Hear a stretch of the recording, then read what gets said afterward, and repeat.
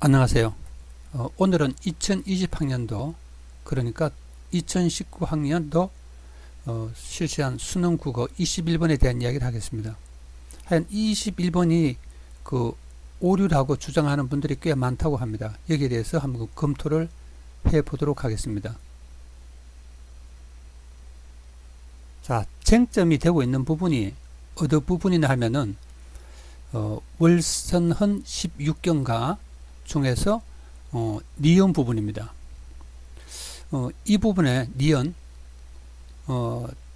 돛담배 애내성이 고기 파는 장세로다, 이 부분인데 여기에서 한가로운 자연 속의 흥치가 나타난다고 선지에 나와 있습니다. 이렇게 보면 이 두 가지를 살펴봐야 됩니다.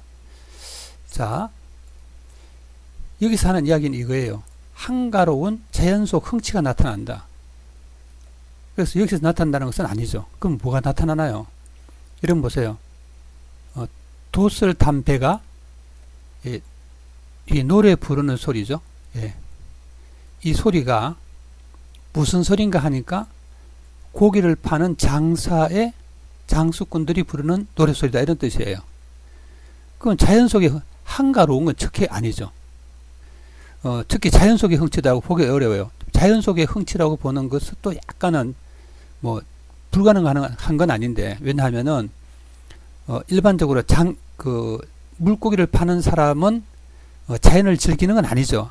그렇다고 하더라도 뭐 자연을 즐기지 않을 수는 없으니까 자연 속의 흥치라고 말할 수는 있어요. 하지만 한가로운 건 아니죠. 그렇죠? 한가롭다는 것은 뭐예요? 그냥 여유롭게 노는 것이죠. 그래서 뒤에도 보면 이렇게 나타납니다. 경치도 좋은데 생활이 괴롭겠느냐? 요거는 누구의 관점이냐 하면은 화자의 관점이죠. 다시 말하면 장사의 관점이 아니죠. 자, 어쨌든 이 부분은 어떤 노래소리가 나온다고 해서 첫째, 흥치도 아니고 흥치라고 볼 수도 없고, 예를 들어서 노동요 같은 것도 흥치는 아니죠. 그 다음에 그건 알 수가 없어요. 첫째. 두 번째, 자연 속의 흥치, 그것도 그냥 자연이 아니죠. 한가로운 자연 속의 흥치라고 했기 때문에 이것은 확실하게 잘못됐다는 것을 알 수 있습니다. 자, 두 번째로 시옷에는 고독을 해소하려는 의지가 나타났다. 여러분 여기 해야 돼요. 고독이 나타나야 되고, 두 번째는 해소하려는 의지가 나타나야 돼요. 자, 여기 보세요. 외로운 배. 자, 이걸 고독이라고 치죠. 근데 보통 이제 외로운 배는 혼자 가는 배를 외로운 배라고 해요.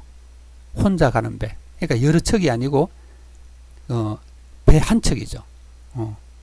그걸 우리 외롭다고 쳐주자고요. 왜냐하면 시비거리가 되니까 노저 조류를 따라 오르내리면서 가는 대로 맡겨두고, 자, 여기서 여러분 가는 대로 맡겨두고 하는 것 자체가 고독을 해소하는 의지인가요?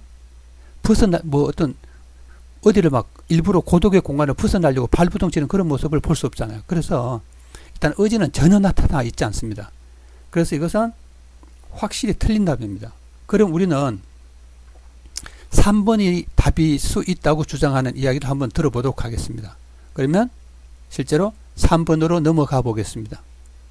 자, 여기에 월선헌 16경가에 나오는 이야기입니다. 이 부분이 이제 사실은 쟁점이거든요. 쟁점 부분을 이제 본격적으로 보도록 하겠습니다. 사람들이 하는 이야기는 이 부분이에요. 모제에 비친 빛이 옥누라 달을 쏘냐. 이것이 뭐냐 하면은 자연 속의 흥치를 나타낸다고 주장하는 것이죠. 자, 그럴 수 있어요. 불가능한 건 아니에요. 이 자체가. 그냥 우리는 이제 두 가지 관점에서 하나 보는 거예요. 하나는 그 사람들의 주장이 맞는지 안 맞는지를 살펴보고, 두 번째는 선지가 잘못된 것인지 아닌 것인지를 한번 따져보는 거예요. 그러니까 그 사람의 주장이 중요한 게 아니라 그 사람들의 다시 말하면 선지가 잘못됐다고 하는 주장, 이것이 오류가 일어나야 된다는 거죠. 자, 그러면 볼까요? 자연 현상에 대해 연상된이라고 그랬어요. 자연 현상이 먼저 나타나고, 두 번째 연상된 대상이 있어야 돼요. 연상된 대상. 그 다음에 그게 그리움과 연결돼야 되는 거죠. 자, 그럼 볼까요? 자연 현상은 모제예요. 모제. 그렇죠? 예, 자연 현상은 모제입니다. 모재는 그냥 간단하게 말하면 띠집이죠. 띠집. 띠로 지은 집. 띠집에 비친 빛이, 그러니까 띠집에 비쳐있는 빛이 뭐냐면 자연현상입니다. 여기까지가 자연현상이에요. 자, 요것을 통해서 뭐가 연상되었다? 옥루가 연상되었다. 이렇게 보는 거죠. 근데 옥루 속에 뭐냐면 이건 연상되는 대상인데 이 속에 그리움이 있어야 되는 거죠. 이게 가능해요, 사실은. 왜냐하면은 우리가 그냥 상식적으로 얘기했을 때 비유라든지 뭐가 되면은 이쪽 세계와 저쪽 세계가 연상은 확실한 거죠. 연상되지 않으면 그런 생각 자체가 불가능한 거죠. 근데 문제는 그리움이 있는다 없느냐가 이제 문제가 돼요. 근데 이제 우리는 옥루의 뜻이 뭔지 잘 모를 수 있죠, 사람들이.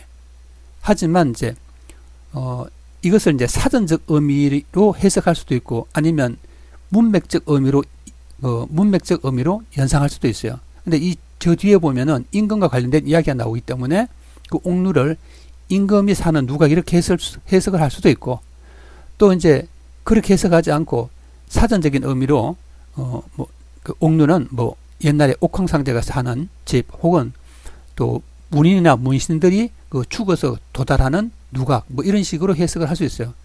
지금 방금 한 이야기는 뭐냐면 표준어 사전이나 고려대학교 국어사전, 새 우리말 사전, 이 세 개에서 하는 사전을 근거로 이야기하는 것입니다. 물론 이제 이 옥루란 말을 살짝 뭐냐 하면은 자세한 해석이 없는 게 약간 무리한 맛은 있어요. 출제 자체에서. 근데 전체적인 문맥에서 봤을 때는 큰 무리가 있다 이렇게 말하기는 곤란한 것 같아요. 그래서 일단은 티것은 문제가 없다. 이렇게 볼 수 있습니다. 문제가 없다. 약간의 그리움이란 이 말 자체가 해석에 어려움을 낳게 하는 부분이 분명히 있긴 있어요. 만약에 옥루 자체를 그렇게 그리움이라고 이렇게 추정할 만한 100%의 근거는 없을 수도 있어요. 하지만 가능하다는 거죠. 예. 그 다음에 이제 지어서 볼게요. 흰 물결 일으키고 맑은 빛을 헤치면 이 부분은 큰 문제가 없어요. 자, 그래서 이제 문제는 이거죠. 문제는 결국 이거예요. 3번이 맞다고 주장하는 사람들은 이 속에 자연의 흥치가 나타나는 것이지 자연 현상에 대한 그리움 대상이 아니다 라고 하는 주장은 타당하지 않은 거죠.